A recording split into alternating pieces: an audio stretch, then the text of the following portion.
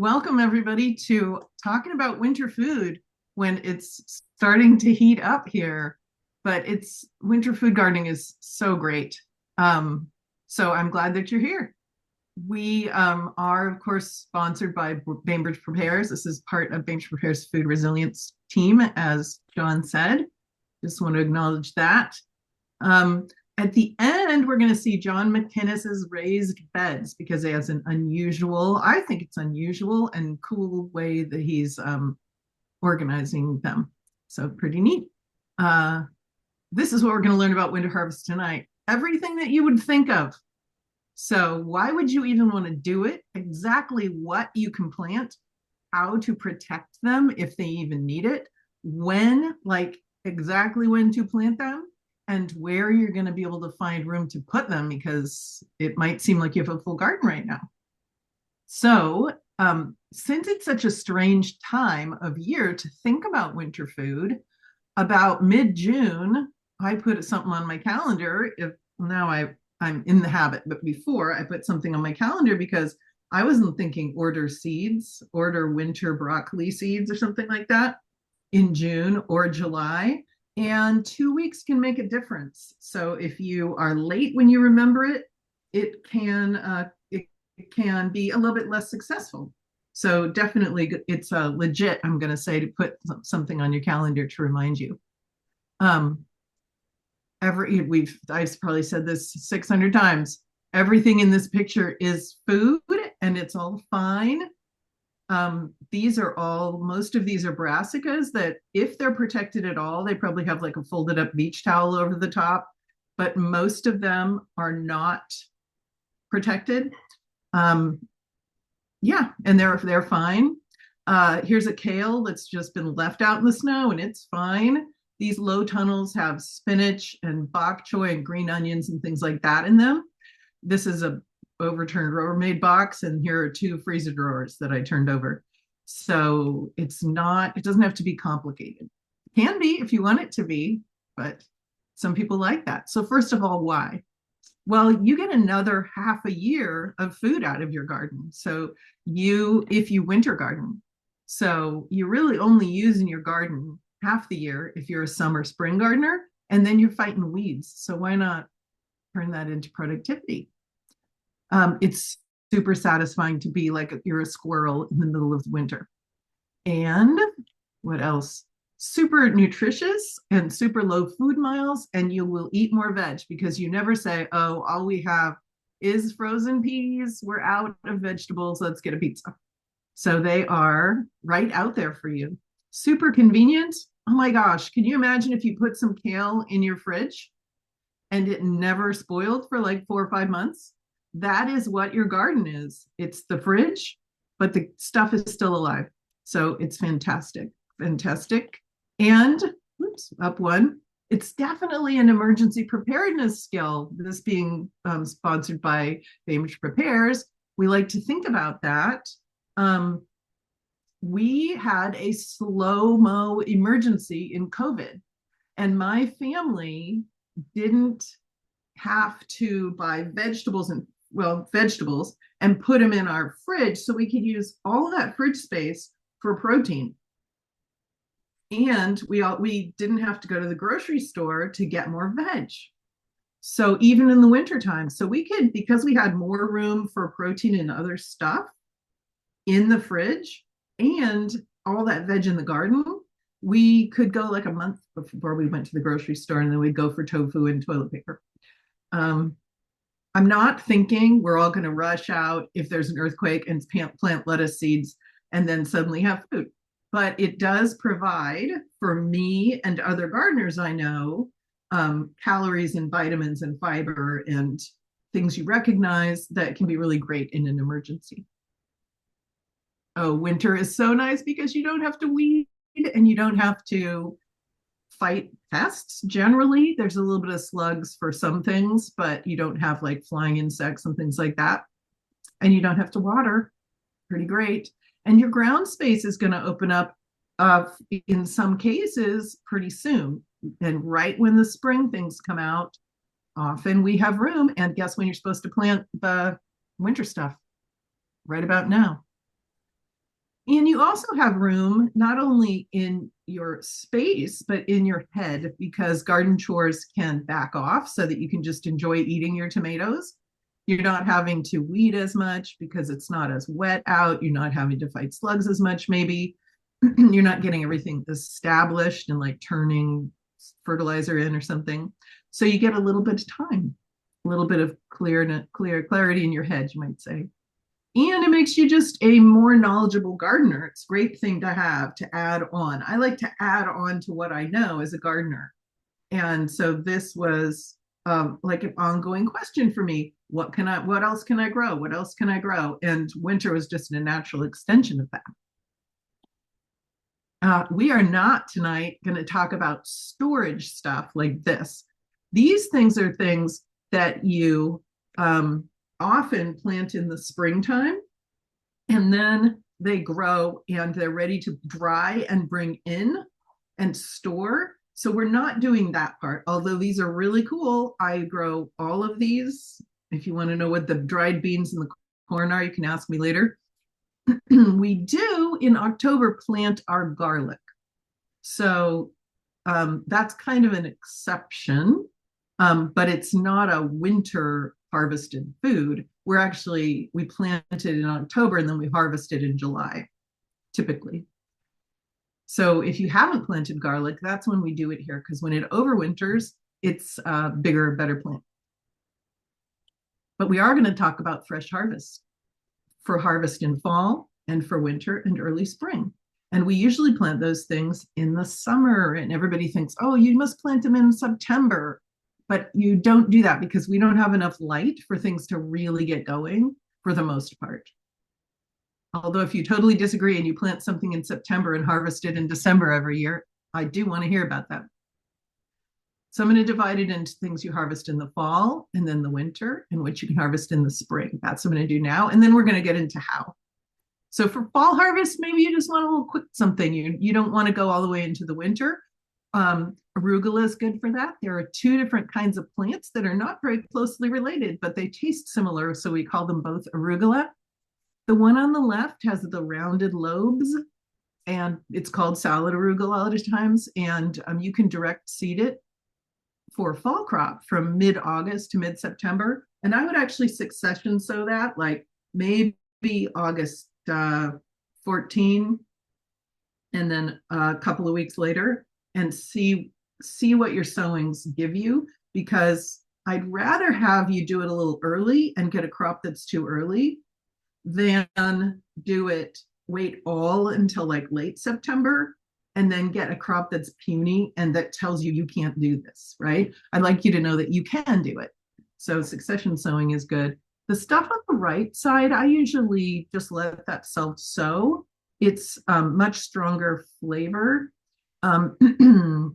But usually people seed that in January or February, but I have some that was seeded in probably April and it's coming up now.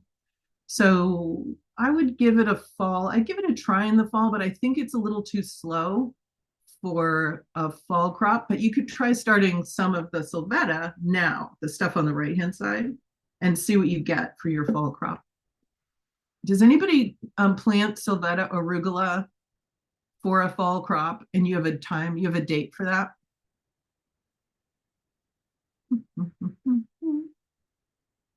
Just yell if you do. Nope, we don't. Okay.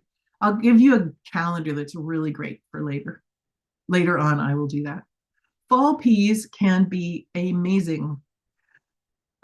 These peas in this picture are snap peas, and there were also shelling peas on this whole trellis. The dates in the lower left are actual dates. It certainly varies, but it's a little experiment where I wrote down my dates for that year. When I planted them at the end of June, they were all gone by the beginning of September. So I actually would like them a little bit later because in the beginning of September, I'm eating tomatoes hand over fist, right? But the ones I planted mid-July is a very common planting date for some of the crops. I got to harvest those all of September. So that was quite satisfying. But what we need is varieties that can tolerate the heat. So usually those are quick maturing because we don't want them to take until, November to get around to giving us peas. And a quick maturing one is usually short. So those peas are no more than 3 feet tall on the left. They need to resist two diseases. One is people say enation resistant. That's short for P, enation, mosaic, virus, and it's PEMV. And the other one is powdery mildew, which is abbreviated PM. That means when you look in a catalog, a seed catalog, that at the end of the description, if it's resistant, it will say PEMV, PM. And you want one that is. So you can see at the bottom of the page, I have said that Maestro shelling pea and the Cascadia snap pea are both PEMV and PM resistant. And also I have a link to resistance codes. I'm not going to go to those links, but in the resource page, if you haven't been here before, if you look in the chat, there's a link to a resource page. So a lot of what I talk about is on that resource page. So the resistance codes should be on that page. And if you go there like now, because I'll never know if you click away, then it's not there. You can let me know. What else? Oh, ideally they would like to be planted so that they get sun from like 8 to 2 rather than 2 to 8. So they would like that cooler morning sun.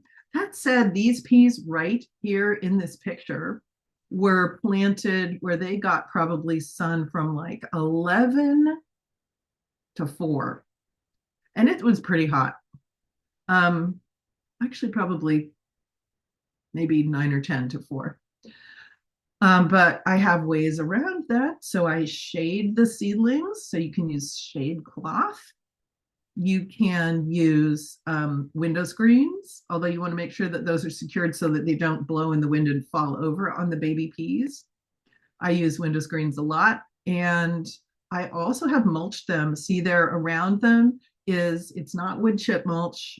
I generally don't use that in the vegetable garden. It's not good for this setting for reasons that I'm not going to go into, but these are chopped leaves around the bottom. So I keep some chopped leaves around, or people use straw or things like that, because we're keeping the soil cool and moist, because peas do not like to dry out. Does anybody have something to tell me about peas, fall peas? Do you plant like at a totally different time, or tell me I'm wrong? Please, I'm not looking for a fight. I just need to know.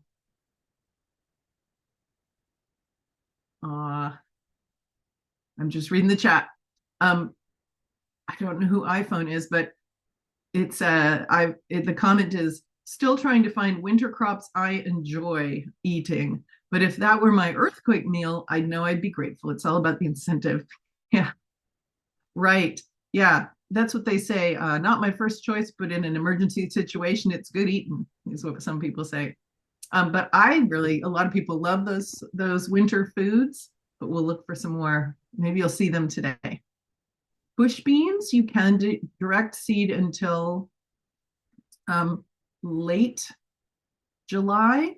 I would prefer that you start earlier because I want you to be able to be successful, as I've said. Better to be successful and a little bit early. So you could do like 2 crops. These are not dried beans. Those are beans that you would pick off of there and eat fresh. And they're not vining tall ones. The reason we do the short ones is that they produce faster. They will, however, produce all at once. So that can be, that might be a reason that you want to succession plant and try one mid-July and then one 10 days later, a few more plants 10 days later. Something like that. There we go. Brassicas are great for winter. Broccoli for fall, we usually say June 15th. For overwintering, well, I'm not going to go there yet. So June 15th for the broccoli. I have done some as late as July 15th, but that's for the kind that produce in the spring. Kohlrabi, they advise us to use a July 15th. So July 15th is coming up. for winter harvest of kohlrabi. It loves afternoon shade. Ideally, I have put things into areas where they get just um, afternoon sun from like maybe 10 to 5. And they do fine. You just want to make sure you mulch them and keep them evenly moist. And you want to keep them moist all under the entire plant. However big the plant is, the roots are at least that wide, right? So we don't want to just water in a little 8-inch circle around the base of a cabbage. Cabbage roots really spread under a plant, even more than every other plant, I would say. Also, they don't want to be against like your south wall of your house, ideally. What else? Bellstar is good if you want really reliable starter broccoli.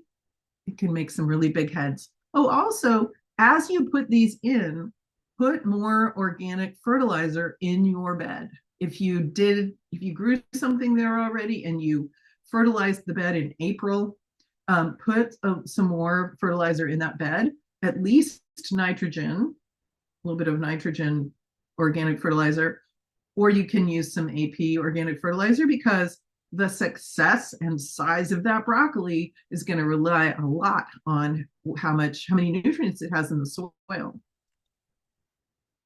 Does anybody have any questions or anything to say about the brassicas? Okay. Oh, John McInnes, the reason for the bush beans was because they only have to get a foot tall before they produce beans. Whereas those beans that climb, when time is of the essence that they get a move on, some of those are great for fall production, and some of them take a longer time to climb. And I'm trying to make it work for people who might have like less sun or plant right at the end of July. So, John, have you planted climbing green beans late in the season for winter food? I don't know. I don't know if I've done it for winter food, Fall food? but I've done it for fall. Um, and I've just historically done it because they're easier to pick than. But with my raised beds, I might change to a bush bean instead of a. That's why I was asking, because I might switch to a bush bean instead of a climbing bean. The climbing beans are great because they don't all come in on exactly the same day, but Which is nice, yeah, but for if you're sure. wanting to put them up or whatever for preserve them or freeze them or blanch them or Mhm. whatever, then you might want. So I might do both. But so I didn't quite That's catch what you said, so that's why I asked. So yeah, thank you. that's definitely one of the reasons people do bush beans, is so that they can can them all in the same week. Yeah. Another consideration with climbers is if they're already at knee height and you put a 7-foot climber in there, you're going to need a ladder, Oh right? yeah, I think last year my Yeah. climbers went. I have you'll see in the pictures later, 8 foot tall hog wire, and then I had to stick on about 6 foot stakes on top, and I had to pick them with a orchard ladder. Oh my So, goodness, but yes. it was kind of fun doing it. But yeah, I so And that getting gives me some options going forward. So I appreciate that. Thank you. yeah. Thank you so much. Okay, so those were some fall things. Let's see what we can eat in winter. All of this you can eat in winter. You just go out there and get it. So that's a lot of stuff. So let's take a look at some of this. Fox and other choys. I like vitamin green choy because it's very reliable and it doesn't bolt easily, and it is pretty darn cold hardy, and it makes me feel like a food growing genius. But you can't always get vitamin green choy. So I prize choy is often recommended. I think Johnny's recommended it to me. And also, one of the planting calendars that I have that gives a lot of detail said that they particularly like prize choy. But does anybody have a favorite kind of bok choy that you grow over winter? Nope. Um, if you've had trouble with bok choy or any other kind of choy related plant, um, bolting, you want to wait until well after the solstice because they're highly photoperiodic and they sense those long light hours. And if they have two leaves on them when they realize it's a super long day, they're going to send up a flower shoot. So waiting until mid-August gives that choy the message that it doesn't need to produce a flower shoot. It can just grow leaves, and the days are not long enough for a flower shoot. So it will not bolt as easily, which I loved when I learned that because I did not know what my problem was before that. Escarole, if you have ever tried to do fall lettuces or even spring lettuces, and it's basically a race between you and the slugs, winter is a real slug race with lettuce because it's sitting out there all fresh and delicious for weeks and you're eating it head by head, right? But so are the slugs. And it's generally under protection and they love it under there, those slugs. So escarole is a great alternative. So I definitely start mine on August 1st and I plant them out at the end of August. These are two varieties. Actually, there are three varieties that I've used. Natasha is a good one that is quite lettuce-like. Um, Diva, which is not on here, but it's also sold, I think it's by Johnny's, Diva, D-I-V-A. And I'm going to try that one, the Cornetto. It also comes as a French name one, Cornet. Um, I'm going to try that one this year. They vary in how bitter they are. So these are chosen not to be that super bitter kind that you grow in the summertime. So these are more like, you know how a walnut will taste?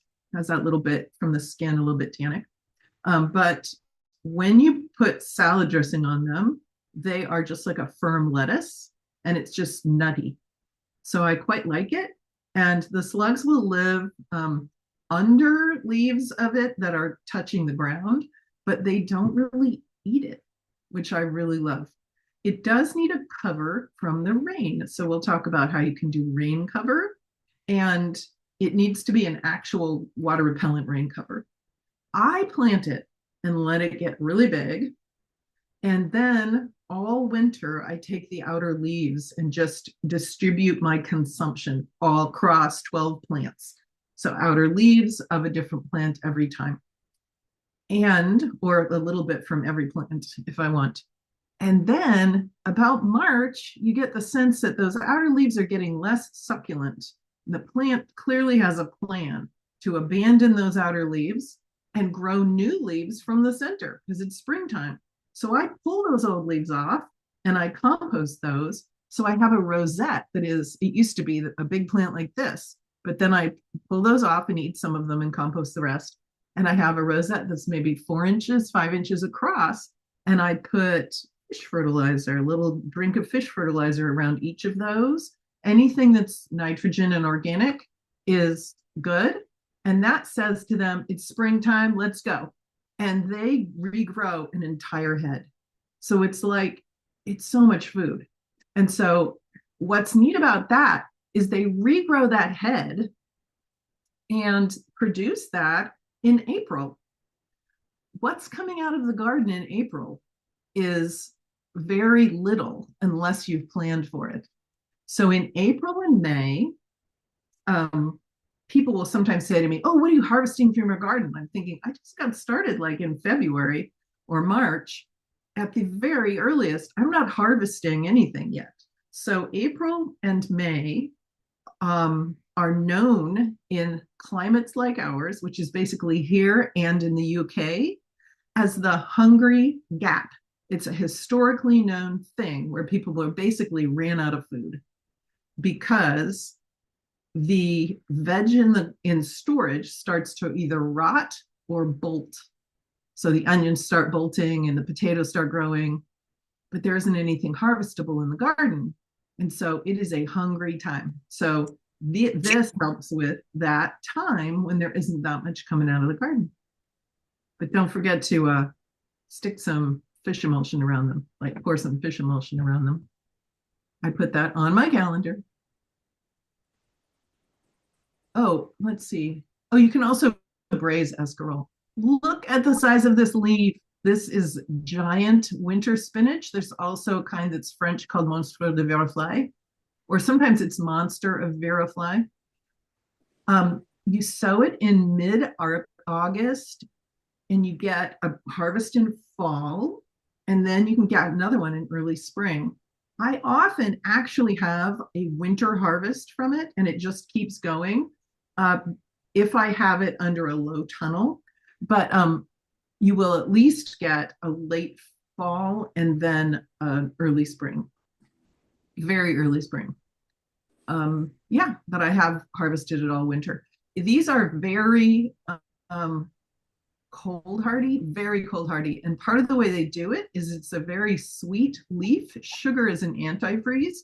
So when I taste them, I think that is so sweet. I think what has gone wrong here, but it's definitely delicious and beautiful. I like the giant ones better than the little ones that grow really close to the ground because the bigger ones for me get less slug damage.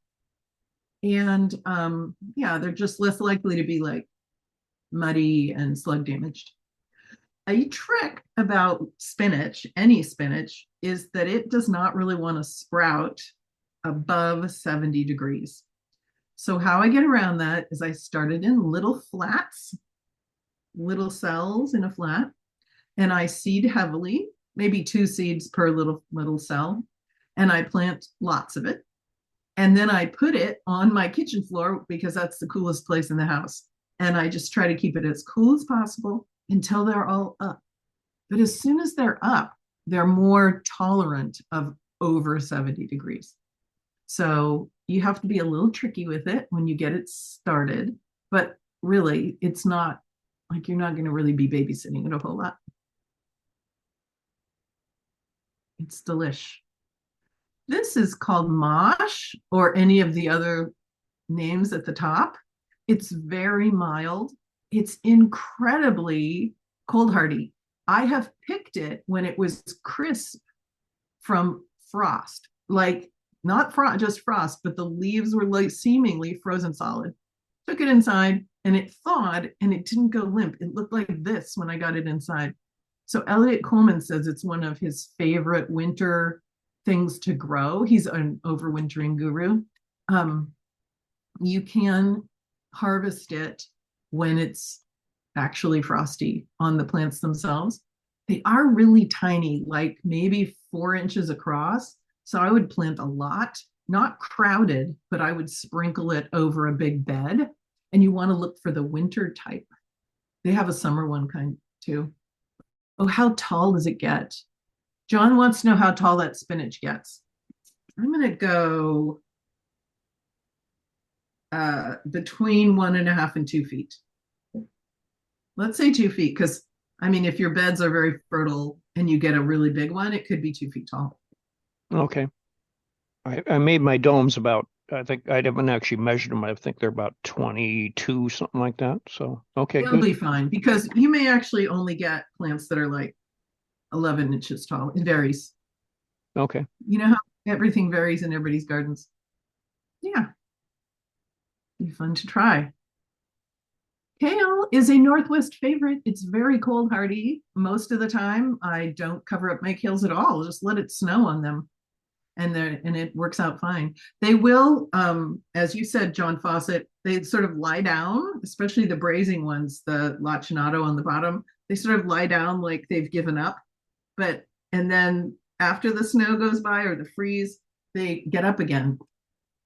That's because they want to pull water from their leaves when it gets cold because they don't want the ice crystals that form to puncture the cells. And so if they take most of the water out, then when the water freezes and expands, it won't pop their cells. I don't usually plant kale for fall. I usually just keep what I planted in spring going, but I don't plant kale super early because I've eaten kale all winter, and it's not like I'm really eager to get more kale in, say, March. So I don't get it going very early. I do it like, if I'm planting kale, April, May. And then they're really big plants by the time they go into the fall. So I really like that. So if you're going to plant kale for winter, you can keep the kale you have now. You can plant more, like right now, um, and get plants bigger, because if I'm going to give up, say, a 2 by 2 foot area in my garden for kale, I don't want that kale to have 4 leaves in the winter. I want it to have, 60 leaves. I'd like it to be a big kale plant. So I let them grow really big. If you have one that you're already growing and you want to suggest to it that it make you a good fall crop of kale going into the winter so that you can just leave that as fresh food to eat in the wintertime, I would side dress it with nitrogen. So that's fish emulsion or blood meal if you do that, or cottonseed meal people use, or sometimes there are high nitrogen mixes that are organic. And make sure that it has a broad, appropriately watered area. So not 8 inches from the stem, but like as broad as the plant itself is, the upper parts of the plant, and mulch it with chopped leaves if you have it, so that the ground stays moist and cool, and that tells the plant it is fine. Please go ahead, grow more leaves.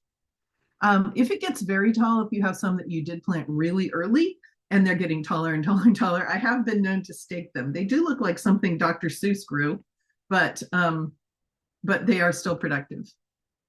Let's see. Oh, and do we know about the kale rob that they make? They make blossoms, teeny tiny, like tiny, tiny broccoli heads with long stems. And before those open into blossoms, we pick those. And they, again, will give you food in the hungry gap of April or May. And they are compellingly delicious. You toss them with olive oil and salt and roast them hot on a sheet pan, and they're so good. Does anybody have anything else that you do with kale? Any tricks for winter?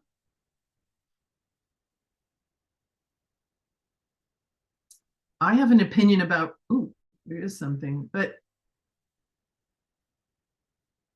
oh, yes. Hey, Laura. Laura talks about, there's a show on Amazon Prime and also in little chunks on YouTube. It's called Tudor Monastery Farm. I can name every person who's on Tudor Monastery Farm. I'm a huge fan of Ruth Goodman. Yeah, it talks about the hungry gap. That's so neat. And how they handled it at the time. Yeah. So there's a link and a mention of that in the chat if you're not looking at the chat. Nerds, yay. Yes. Yeah. Oh my gosh. Laura, when you come to my garden in a few days, uh, we're gonna have to nerd out about that for sure. Um, yeah. And if you don't have Amazon Prime, you can find it on YouTube. At least you used to be able to. Okay. Yay. It says yay. I like red Russian for salads. I think it makes a hugely compelling salad. I don't know why, but it's like I've never eaten green stuff before in my life. Great kale Caesar. I don't like to braise it because it's a different variety. It's really quite different from the tougher kales, and it when I braise it, it's like wet Kleenex. So I'm not a big fan of that. It's too tender. But so these lacinato kales that I show on the bottom are great for braising, and they make amazing kale chips. If you've ever had a commercial kale chip in a bag from the grocery store, stop that and now go make your own, because they are way better. They don't taste the same. Yeah, they're yummy. Bake them lower than they say on the some of the recipes, or they'll burn. Love beets. We get to plant beets now. Um, a particular variety, if you have a beet hater in your family and all the rest of you want to eat beets, Well, you could just not let them have the beets. But if you want to help them like beets better, there's a variety called Boro that it's a little bit sweeter. Not sweeter, but it's like missing one of the bitter dirt like chemicals, but it's a really delicious one. When I feed it to people, they go, I forgot how good beets are. But yeah, so beets basically buy a packet, add some fertilizer, AP fertilizer to your soil. Every time you're going to plant a new plant, we're going to put a little bit in and go ahead and seed them. Of course, we have to make extra effort to keep them moist while they're developing. If you want to start them in cells, you can totally start beets in cells. You don't want them to get super root bound by the time you put them out, but if when they have maybe 3 leaves, people typically say 2 to 4 true leaves on your baby beets, you can set them out. And that's a great thing to do if you get insect damage or something that tends to mow your baby beets down. And yeah, do thin them because beet seeds are actually seed pods. So multiple beets will come up. And when you thin them, you might want to cut them off at ground level because if you pull them, you can sort of deform the remaining root that's in the ground and it might not grow as well. So often we cut them off. I just pinch them with my thumbnail, which is why my thumbnails are perpetually stained. But I have beets in cells that I put in yesterday in anticipation. Cylindrical beets. Oh, you know what? Is that you, Laura? I haven't tried the cylindrical beets, but I had a friend who did, and she was all excited, and she actually wrote the company a letter about how they were woody and she hated them. So that makes 3 of us so far. My friend, Laura, and John McInnes says we don't like them. I think they probably bred them so they'd fit in a jar, right? And they probably weren't looking for great flavor. So I'll see you at the seed rack. Okay, carrots. Barrett you were talking about starting fall carrots. So these are all my tips I talked last time. And please tell us what your tips are. And if you want to just like unmute yourself and start talking, that's fine. You've noticed some of us do that. You're totally welcome to do that. Napoli is a variety of carrot that is good for overwintering. It's not the only one, but it's good. Mokum is a tasty variety of carrot. That's the one that I do actually overwinter, and I haven't had any trouble with it. I really like it. It's good for spring as well. You have to keep them moist, like your life depended on it, in order for them to germinate. So I do sometimes put window screens or maybe 2 window screens over the carrot bed, and then I can water through them. The reason I use window screens instead of cardboard or what else do people recommend? Oh, gunny sacks, that burlap sack. Because when I use something that's really, really dark, creepy crawlies go under and they mow off my carrots when they're like, half of them or 10% of them are up and they're like a half an inch tall and I rejoice. And if I have the cardboard or whatever on it, I go back and they and the other ones that have come up have all been mown down. So I like to keep that, to use the window screen because it seems to be just enough light for the creepy crawlies not to think they have safe cover. Yeah. Another thing to do is to protect the edges of the bed, like maybe in your pathways. A sluggo is not those iron-based slug deterrents if you really have a lot of slugs. It's not good for any soil life. It's not great. So if I ever am going to use it in a year, I might just do it like at the edge of the pathway around the carrot bed, not in the carrot bed. Sometimes I'll put some diatomaceous earth around it to keep things out. But another thing that we need to be careful of that I talked about last time is a fly called the carrot rust fly that lays its eggs in the soil near the carrots, and then the babies crawl on the soil level and they're minutely small. They crawl over to the carrot and they they dig into it all winter. And it looks great from the top, and then you pull out of the soil and it's heartbreaking. So what you can do is get yourself a very light row cover that looks like this, which I mentioned. Did I mention this last time? It's the thinnest one you can get because we don't want a thick one because that will limit light and increase heat on the carrots. And we don't want that in July and August, right? So a very thin row cover, and you have to tuck the edges in all the way around the bed, either by making a little trench and putting the fabric in there and then putting the trench back, or sometimes I'll cut, always actually, I cut straight down with some kind of bladed tool, straight down all the way. And then I take something plastic, in my case, it's an old pancake turner, or you could use like an old credit card, and I shove it down. It needs to be something fairly slick because the fabric is really clingy. So I shove it into the slot. I do that like shortly after all the carrots are up. Then I get that cover ready. It's the right size, and the right size is way bigger than the carrot bed, which I talked about last time, because those carrots are going to get really big. So it looks ridiculously floppy, like maybe 2 feet longer and 2 feet wider, or maybe even 3 feet wider than your actual carrot bed. And then I get ready and I, all at the same time, weed it, thin it, and tuck the cover in the edges. And you pleat it as you go so that it's kind of loose, and it looks ridiculous. But it won't look ridiculous when you have healthy carrots coming out of there.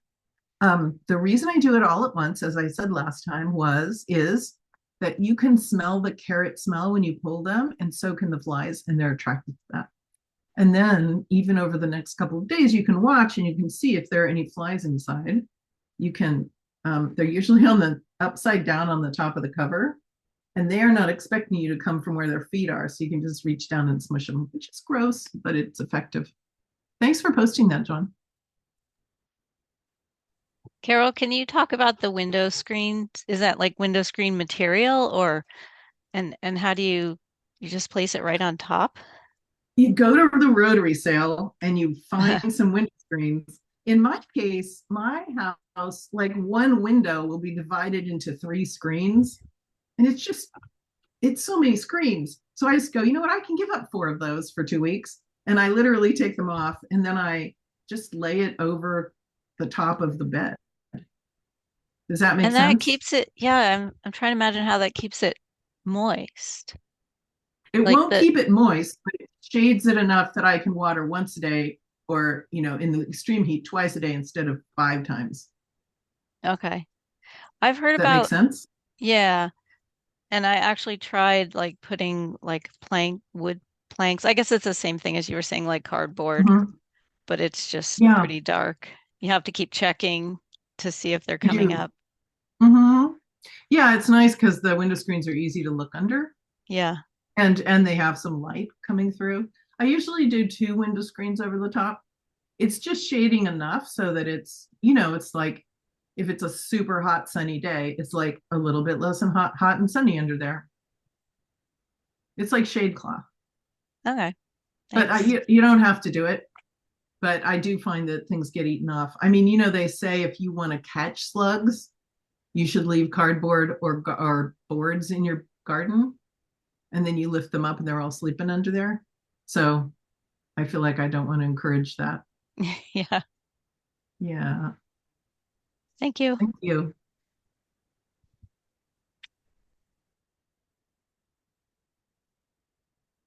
Okay.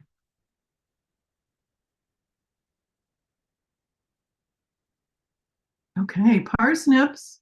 You can plant parsnips quite early. If you plant them now, you'll get probably smaller parsnips. It kind of depends on if you have a lot of sun. But if you have plenty of sun, you could plant some parsnips now. You do need new seed every year, so you might want to split up a packet with somebody else if you can. You have to keep them moist religiously. They're like carrots; they're very slow. They're probably even slower. You could put this on your calendar for next year and do it in May. But if, even when I do it in May, which doesn't seem that early, sometimes I have parsnips that are like 4 or 5 inches across. And so I think you'll probably get smaller ones if you did it right now. Other than that, they're really easy to grow. They don't have much in the terms of pests. And you leave them in the ground with chopped leaves on top of them in the winter. And then every time you want some, you just go out and you take them, dig them out. And in early February, root crops, beets, carrots, parsnips, are going to realize that it's time to grow. And the reason they made those giant roots is not for you. It's because their plan is in their second year to make an enormous plant with a huge number of seeds. And the energy they're going to use for that is going to start from the root. They're going to use all that sugar in the root to get started. And so they're going to start bolting and they're going to pull yumminess out of the root. So I say February 10th, it might be a little bit earlier in your garden, to pull your last roots. So beets and parsnips and carrots are best if you pull them out. But by then I have room in the crisper drawer for some beets and parsnips and carrots. And parsnip chips are really yummy. Next month, no, September, we're going to talk about what to do with things if you want to store them not in the garden, like drying and storing things. What else? Storing things like in sort of a cold cellar in your garage and things like that. So they're delish. Does anybody have any parsnip tips?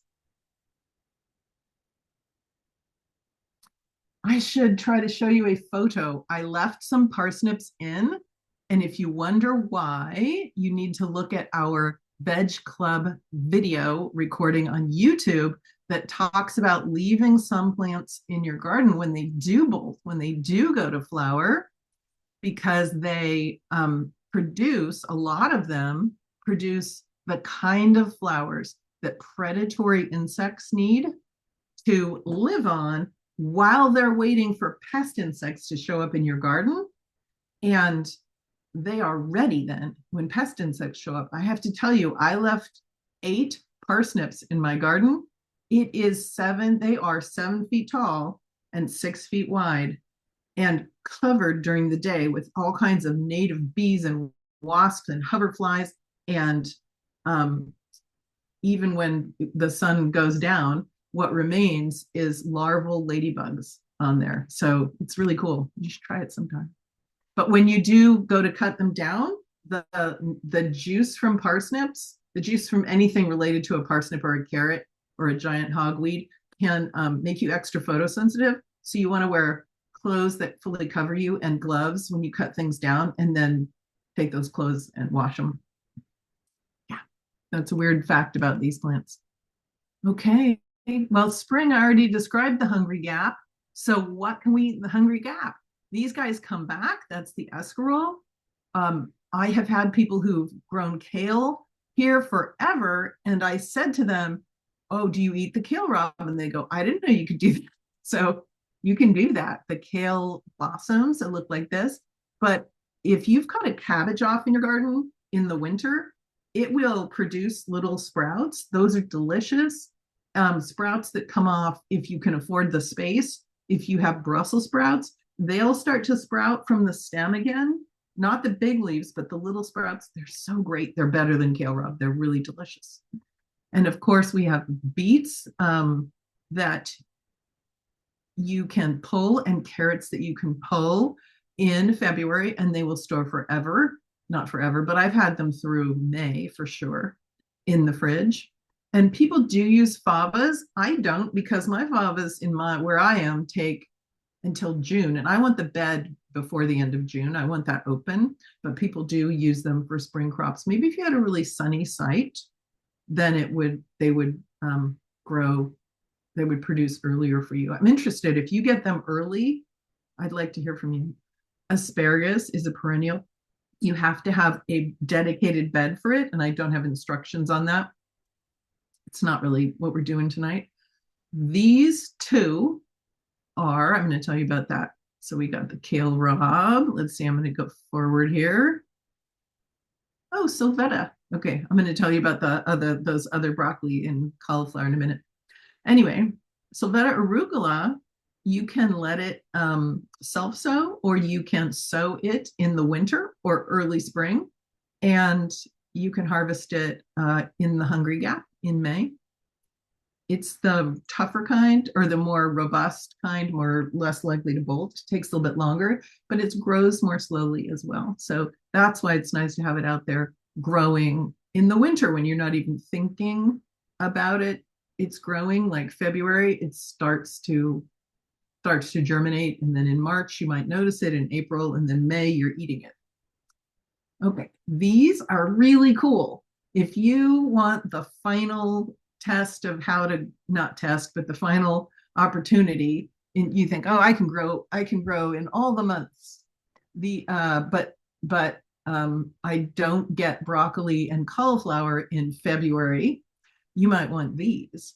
So purple sprouting broccoli is one that bears little heads on stems. So this is a bunch of stems that someone has harvested. This one and this one, the Prestige and the Purple Cape, are big heads, you can see. You plant those in July. So you start them in 2-inch pots in July. And just a sec. Okay. And we set them out in the second half of August, usually. That's my timing. The July 15th, I really believe is true. And then just watch to see when they need to go out into the garden. You definitely want to make sure that before you plant them, you put a little more fertilizer into that bed. I'm not saying tons of fertilizer, but you have to recognize that all summer, whatever you have been growing has been pulling nutrients out of that bed. We're mining the soil. So it's time to put more in. If that bed was composted in the spring, you don't need to do more compost, I would say. If it wasn't composted in the spring and you have some compost, you might put that in. But they definitely need some fertilizer.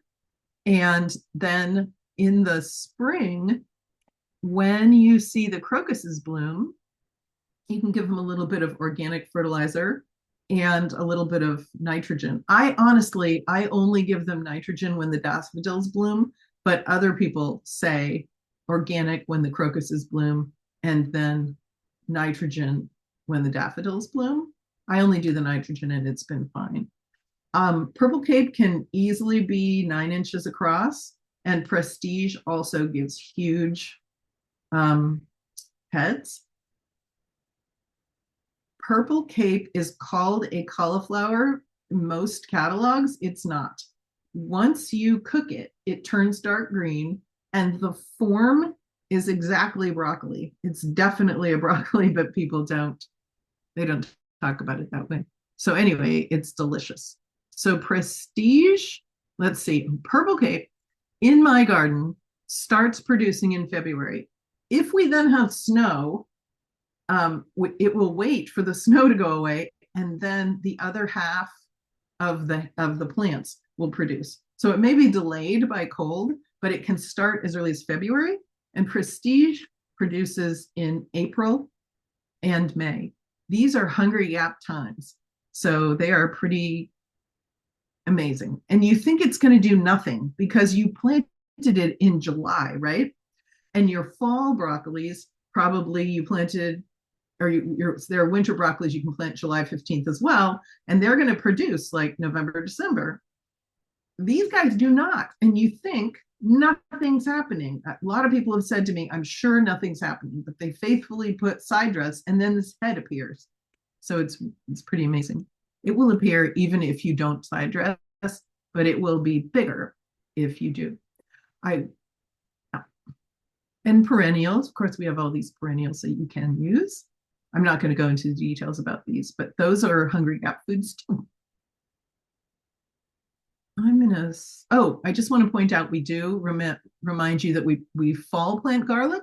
Some people fall plant sweet onions and shallots. I do fall plant shallots. I've never overwintered sweet onions.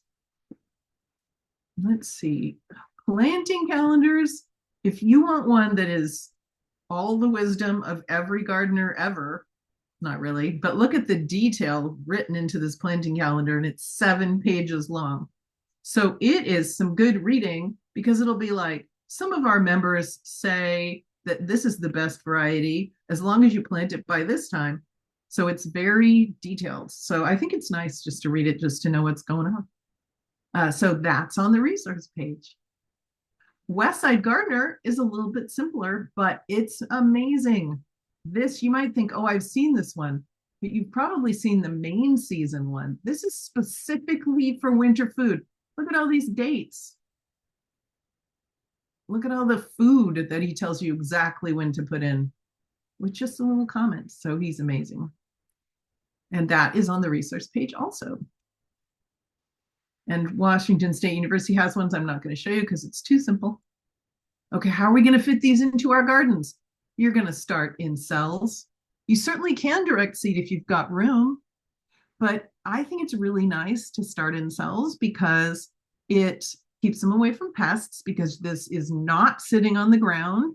It's sitting on a milk crate up off the ground. And we can seed 3 to 4 weeks, maybe even 5 weeks before the other crops come out. And we can get those babies bigger, so they're less likely to be eaten by slugs. Or you could just buy some starts. But sometimes the starts show up too late. They'll show like, it'll be a 4-leaf kale that shows up in October. That's too late to have a big kale, because it's not going to grow much in October or November. You can interplant. So this person has interplanted. They put a little bit of extra fertilizer right here, and they snuck this little plant in. And then the big plant that was going to come out, they're not ripping it out because it was probably intertwined with the roots of this little baby.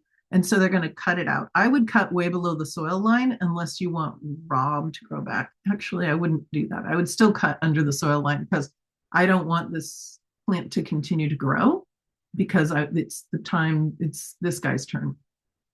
So examples would be, you can get scallion sets in a bag sometimes, and you can stick them in between your lettuces, or escarole between your big winter squashes. But whatever you do, we do give them a little bit more fertilizer. You could make yourself a new bed. You could just dig it right into the ground, because you have a little bit more time. In fact, I grew my whole garden that way. Well, most of my garden that way. Was I just would say, oh, I have a little gap in time and the desire for a little bit more space. I'm going to do one more bed. And then the next year, one more bed. Oh, so that's actually my front yard. I didn't realize I had this in here. This is my front yard right now. And these are the 7-foot tall parsnips. And I'm not sure why I did that. But yeah, I guess I'm saying that you can dig right into the ground and it doesn't look terrible. It works out. Not sure why I have those in. There are lots of crops that are coming out because they're going to be done pretty soon. And you might say, well, they're not done now. I can't possibly start replacements for them, but they might be done in 4 weeks, right? So the peas on the right are not sick. They're done. They're just done. They've reached their biotic maximum and they are just ready to leave. So I am always looking at my garden thinking, what's coming out and what can I put in? I'm thinking I have big gaps in my garden this year, but that's for another reason. Yeah, so I'm interested for you to think about what could be coming out. Spinach ends up bolting. Your beets are big enough. You have garlic. If you planted garlic, that's going to come out really soon. You can think about what can come out. So these are all the tips for planting in fall. Woo. We want winter hardy varieties. Of course, I'm harping about fertilizing and watering and a little bit of shade. And we do want to mulch them. I would mulch them after they're quite big, like 6 inches tall, because before they are big, I am really vigilant about them getting mowed down by roly-polies and slugs and all sorts of things that might come out and live underneath the mulch. So I do wait for that. Lettuce can also be thermally dormant, so you might want to start lettuce in the coolest place you can find. And we want to protect it from freezing. So there are a few ways to do it. I'm pretty sure these actual notes are on the resource page, but I'm going to run through them right here. Here is a root crop with chopped leaves over the top. Most root crops, the leaves would be sticking up on this bed. I'm not sure what's here, that where there aren't leaves. Some of them are just going to stay out. Under here are my carrots with the edges tucked in. And see how much extra fabric I had to put on there so that the carrots could grow because they grow really tall. Under here is bok choy and green onions and spinach, I think. So there are different ways to take care of it. Escarole needs a rain cover. So the fabric's not okay for that. It needs a plastic over the top. And brassicas that are not bearing yet don't need a rain cover if they don't have any heads.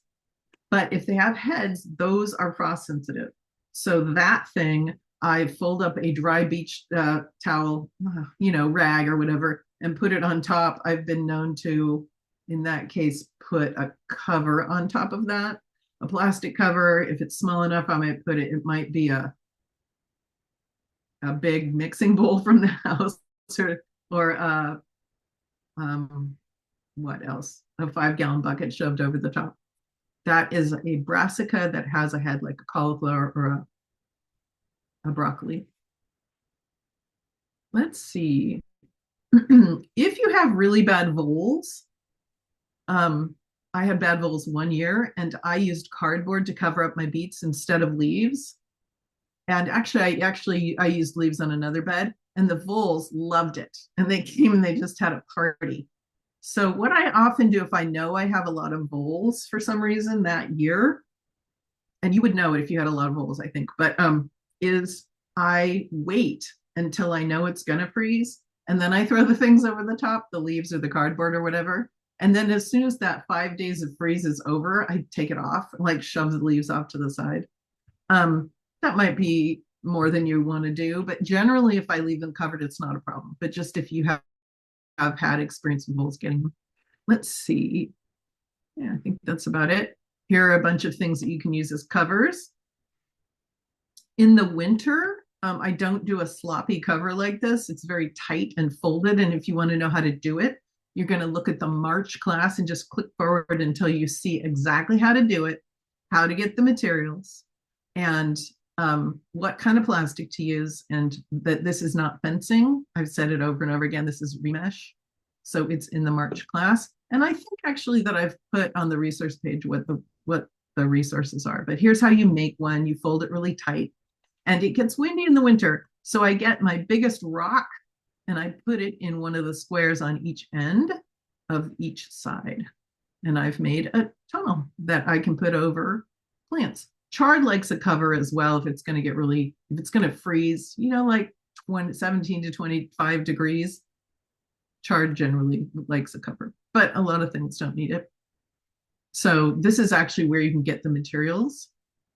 Let's see. You can reuse plastic for making those. If you reuse plastic, or even if you buy regular sheet plastic, which I would rather you not do, because it makes, it's more plastic being made that isn't going to last very long. Because that kind of plastic or mattress bags or pallet covers are not UV stabilized. So the sun will break them down within a year and maybe less. But if they're a mattress bag already or a pallet cover that's used, it's already in the waste stream. So I think I would encourage you to just rescue that and use it. Sometimes you have to say to the person at the mattress store, if I bake you cookies, will you take the mattress bag off in a piece, in one piece, instead of ripping it off with your claws of your hands? But I have done that and they were very excited to have anybody willing to use some of their materials. As an alternative, if you're going to buy the plastic, Johnny's sells UV resistant and some other places do too. I think Johnny's only sells a massive roll of it. So if you'd like a piece that from which you could make one tunnel, you can email me and I will, I can give it to you for cost, but just a piece. And then you can try a tunnel if you want of the UV resistant kind. Or you can buy yourself some. There are other places that will sell you smaller pieces, but it's much more expensive per foot. So you're going to look for UV resistant. Oh, why UV resistant? Because it won't break down in the sun. It's warranted for 4 years, and I've had some for 5 or 6, and they're still fine. Just wanted you to know that. And these little tunnels are actually great to cover with not bird netting, but deer netting. And you can keep birds and squirrels out of your strawberries and things like that. So that's the same tunnel that I'm talking about making in the March class. Let's see. Some people use heavy winter fabric row cover that they say protects down to 24 degrees. We sometimes go below 24. Some people double it up. An advantage is you can water through it. The heavy stuff, when it blows in the wind in the winter, it needs a support. So you need to put it over a frame. The very light stuff that we use in the summertime over carrots, you don't have to put it over a frame at all. You just lay it over. But you can water through it, which is really nice for summer. But for winter fabric cover, you can also water through it, but generally you don't have to, right? Because it's winter. There's thick mulch. We don't want to use wood chips in the garden unless you are already a specialist at using like what's called ramial chip and you're a permaculturist or something like that. Yeah, I talked about that already. Oh, you know what? You can leave your mulch on your garden, in my experience, because voles don't love garlic, so they don't eat it. So we plant the garlic in October, we amend the bed, we plant the garlic, we put the leaves on, and the garlic grows under the ground and even a little bit from the top all winter. And then it grows this great garlic. Oh, I think we must be done if I have that again. Oh yeah, I'd like to point out you can use your grow lights to grow herbs in the winter. So you say, oh, I need a little bit of basil, and you don't have to go to the grocery store and pay $5 for a little plastic packet. It's possible. And also you can pull up your peppers and grow them in your sunniest south-facing window. I got 12 peppers off a plant one year. You can, put them in a pot.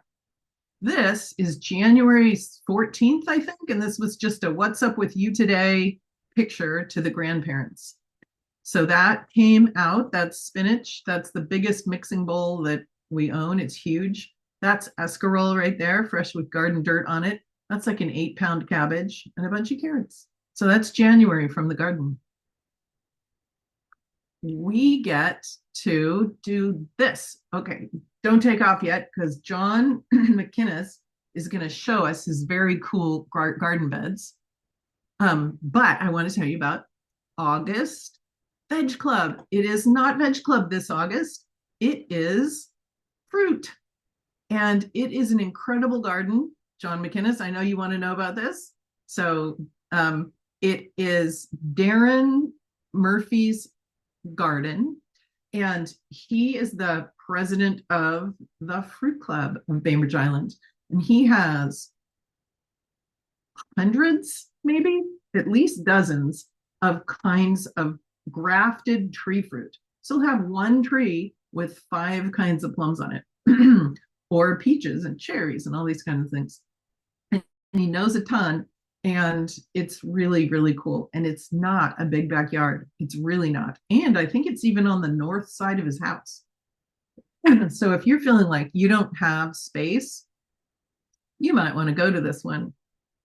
If you want to go, I'm going to send you a reminder that I'd like you to let me know that you're going to go, just because because Darren would like to know who's going to show up. And he lives on a cul-de-sac, as you can see, if you know Click-a-Tap Place. And he would like us to, there just isn't that much room. So if you can carpool, that'd be great. And Yeah, if you so that's haven't going to been, be, you have to go to this because it is just, it'll be an absolute inspiration to see what this man does on a quarter acre. yes. Oh no, I have to change something on this slide though. Um, yeah, it's amazing, John. Thank you for reminding me. And it's a lovely way to spend an evening as well. So I'm going to escape this for a sec because if you took a screenshot, you're going to want this corrected. It is not at 6 because he says it's going to get too dark. So it is the third Tuesday, August 27th, and we're not starting at our usual 6:30 time. We're going to start at 5, which I realize some people are working at 5. If you want to come a little bit late, just sneak in, no problem. We're all just sitting outside the house anyway. But he does want us to start at 5. And he's very super generous to do this for us. It's really amazing.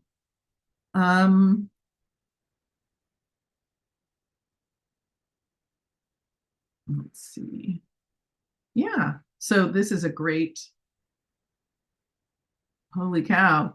Is holy Laura, is holy cow about the fruit? Oh, he grows citrus too. He grows lemons and limes. Oh yeah, The guy's amazing. You got to go. that is My amazing. my holy cow was related to that big old cabbage, but it applies to everything really. Oh, that cabbage. Oh yeah. Well, as you will see, Laura, I have no brassicas in my yard right now. It's wherever a brassica would be, it's a blank spot, but whatever. Let's see. John McInnes, are you ready to show us your beds? John, am I in the right spot? Would you like to tell us? Yeah, that's perfect. So I'll just step through the pictures left to right and down. So I'll just, as if I'm reading. I switched fairly late actually, decision to switch to raised beds from traditional in-ground, stuff that I've done for years and years and years.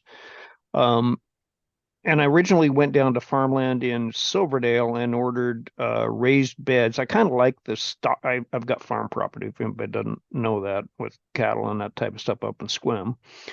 And so I kind of like the stock tank look. But Tartar and Balin both make a raised bed, which is basically a stock tank without a bottom. And so put in an order for, I think I ended up with, I remember what my original order was, but I ended up buying 15 of these things. Put in an order for raised beds, and week after week, there's no update, there's no status. And I finally got to thinking about it. Why don't I just buy some stock tanks? Because I was over at the farm and I was looking at a stock tank because we're moving some cattle and stuff. And I thought, why don't I just buy stock tanks and cut the bottoms out? So I did that.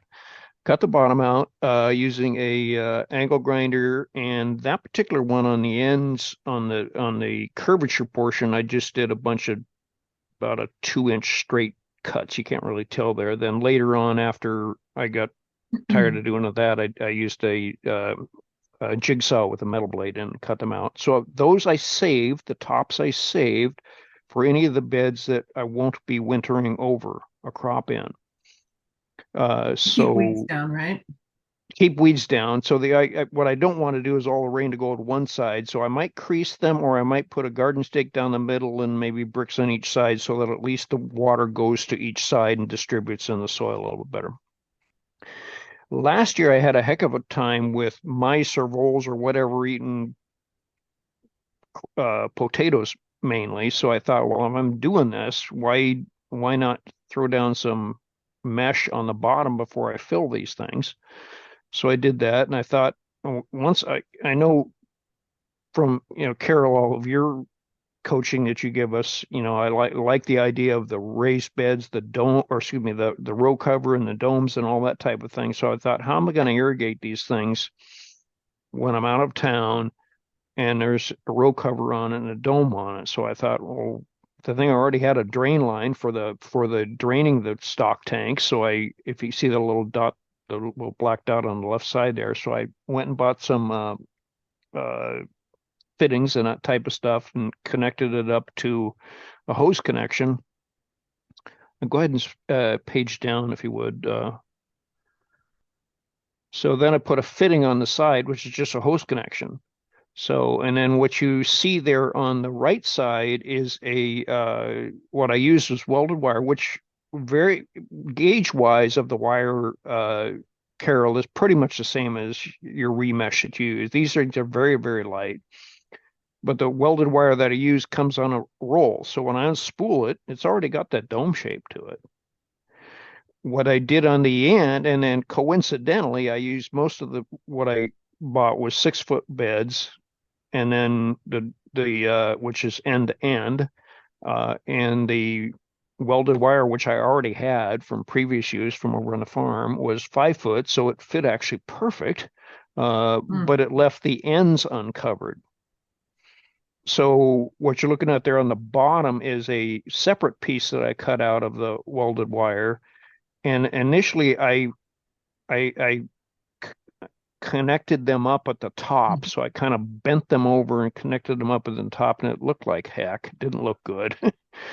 And so I didn't like that idea. And I thought, and then once I did it on a couple of them, I thought, well, now I can't reach in there. So because some of these beds are not going to have any cover on them. And what the neat thing about these beds is once you put this cover on the top, they're now rabbit proof. They're now deer proof. And if you put row cover on them, they're fly proof. So I thought, well, yeah, a deer's not going to stick its head in an opening. And if a rabbit can jump in that opening remember, it's 2-foot high bed, and then this is another 20 or so inches, so almost 4 feet high. If a rabbit's going to be able to jump in that opening and get it, it deserves to eat everything that's in there. So, and then what I haven't done yet is I want to have some reach in on the sides. So, because I can't reach to the middle of a 6-foot bed from the end, I can get about 2 feet in and 2 feet in on the other side. So what I'm going to do on the sides, I will cut a square out of the mesh there, so I can reach in a couple of spots on each side. So that's what I've got going there. And if you go ahead and page down now, what you have there is on the left side is one of the raised beds. And by the way, these stock tanks, and this is something I didn't know I had to learn. The stock tanks, to save shipping costs, the manufacturers make them on 3 different sizes, even though they're all advertised as 6-foot long beds. So I initially bought 2 of them, and I thought, wait a minute, this doesn't match up to the size. It's supposed to be 2 feet wide, and they were like 20 inches wide or whatever. So then I started researching a little bit. So to save shipping costs, they put the middle-sized one inside the big one and the little one inside the middle-sized one. So you have to, if you're buying these, they all work, but the bigger size are the better. So what I ended up, first 2 I bought at Home Depot. I don't like buying stuff at Home Depot. So I went down to Wilco and bought the others, and I only selected either the middle size or the big size, the biggest size. I said, I don't want the little ones. And they were fine with that. So what I did there, this is the dome that I put on, which is made out of the welded wire with row cover over the top. And I originally put a ratchet strap around the bottom. And that was a little hard to get on because it would slip down on the other side, and I'm doing this by myself, right? So a little bit hard to do. And I thought, I'm never going to be taking these things off to do weeding or anything. So, and a light bulb went off and said, why don't I hold these things on with magnets? So I found some strip magnets on Amazon and ordered those. But after I ordered them, because I thought that would work out great, I started reading the reviews in more depth, and the reviews started saying that they don't hold on very well if you have any distance between the metal that you're trying to adhere to and the fabric or whatever. So I thought I would just kind of be able to loop the whole thing around, but that didn't work very well. So I ended up buying disc magnets. So you see the 2 on the corner. So I gather the corners and pull them tight with disc magnets. And then I've cut the strip magnet, which is really easy to cut with scissors, to hold down the 1 layer thick portions of the row cover, and then I just gathered the to make it look a little better. I just gathered the corners there and put clothespins on them. So moving over to the right there, rather than having a hose after hose after hose, I wanted the ability to set the timers, which you can see there to the left. I have a station of the cross, if you will, of timers. There's actually 3 timers there, each with 3 outputs. So I have 9 outputs total. And then I have another timer with 2 outputs somewhere else. But so I have 2 beds at a time on 1 timer output. And then I have a Y connector, your standard Y connector. So the top of the picture on the right there is a Y connector with your typical one, the 2 little valves on it. So I can water one and not the other. But going forward, I will probably plant similar things that wanted similar watering so that I can just turn them on. Same time. So right now everything is automatic. What you see there on the go ahead and go down on the left side there is, if you look closely, you notice that the tangs on the bottom of the welded wire, one of them goes outside, next one goes inside, next one goes outside, next one goes inside, if you look closely. So that just kind of stabilizes them. I'm going to probably change that. I'm actually going to probably the width of those nice rolled cover top, or the rolled rim at the top, is 1 inch. I'm probably going to get 1 1/4 inch, 1.5 ABS pipe and then cut them lengthwise with about 60% left. And so they will snap down on there. Nothing really wrong with what I have there, although when I take them off and put them back on, I have to kind of go around and kind of fiddle with each of the tangs or whatever. So doing it with a pipe there where it just kind of snaps on will be a little faster and whatnot. So the next picture is an A-frame, which I made, and Carol, you'd mentioned that the mesh looked a little bit robust. These are actually hog panels. These are the heavy duty hog panels. I had hoped originally that when I stood them up, and you can't really see, but I've kind of cut the wire mesh out such that they straddle onto the edges of the raised beds on selected This is ones. for taller plants. Is that what These are for snap peas, green beans, climbing cucumbers, that type of thing. So these are not over the bed; they're between the beds.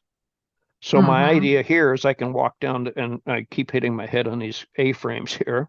I can walk down and basically you've seen the little hoops that they sell for type of thing where you put your green beans, your climbing green beans, your cucumbers, and you go down the middle and pick them. So I had this welded, or the hog panels here, so I might as well just use them. They tended to bow in or bow out either way. So what I did with there was I just took an old garden stake, cut it to length, and put a tie wrap, drill hole, and put a tie wrap there. I'm going to change that and make kind of frames up the outside or whatever for next year. But these are for beds that don't have the dome cover. So and then what I did on the sides of the A-frame there, I planted snap peas, cucumbers, climbing green beans, that type of thing. And then the other side of the bed, I planted squash and things like that are just going to spill over the edge, and whatnot. So go ahead and go down. I know we're on the hour here, and the last 2 there are the what I did is with the soaker hose.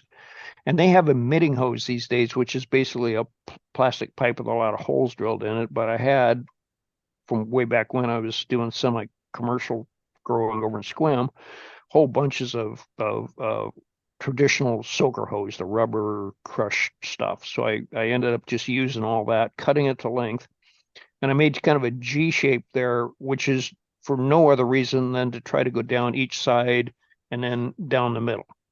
So what you have there on the left side is charred, for first planting a chard. What I should have done was on the the right side of that soaker hose, I should have planted my original row there. I have 2 more rows planted since I took this picture, but sort of a succession or sequencing type planning going there. And the idea was that each side of the soaker hose would get a plant row. Mm-hmm. And then what I have on the right side is potatoes. And all of my garden this year, because of switching out to raised beds, is behind schedule, but it's moving along nicely now. And particularly since I have in the raised beds, I think I had to move a total of 14 yards of dirt. Mm-hmm.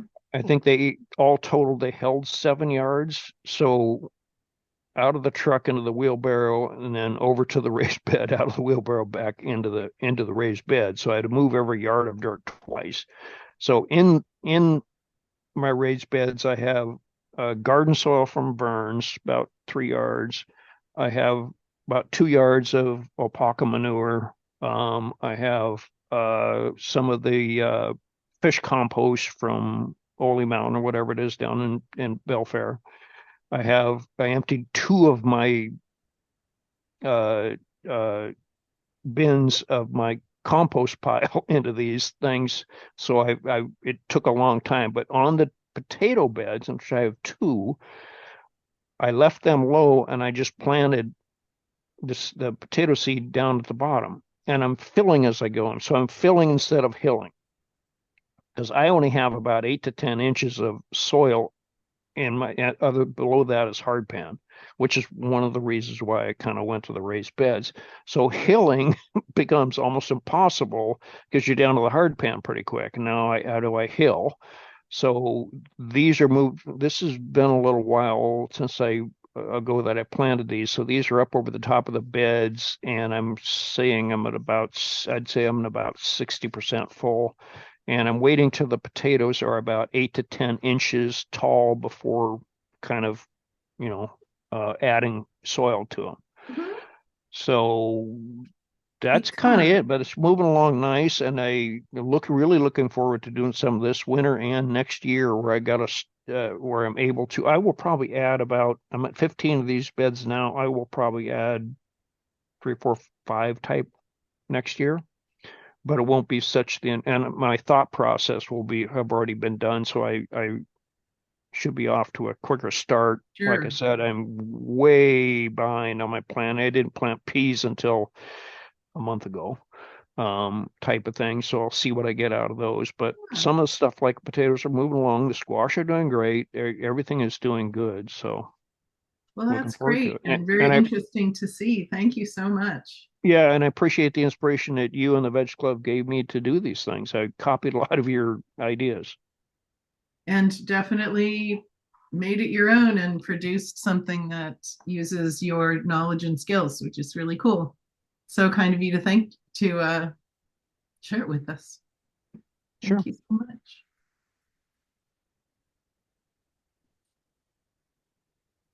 Okay, so we are done, I think, with all of our information.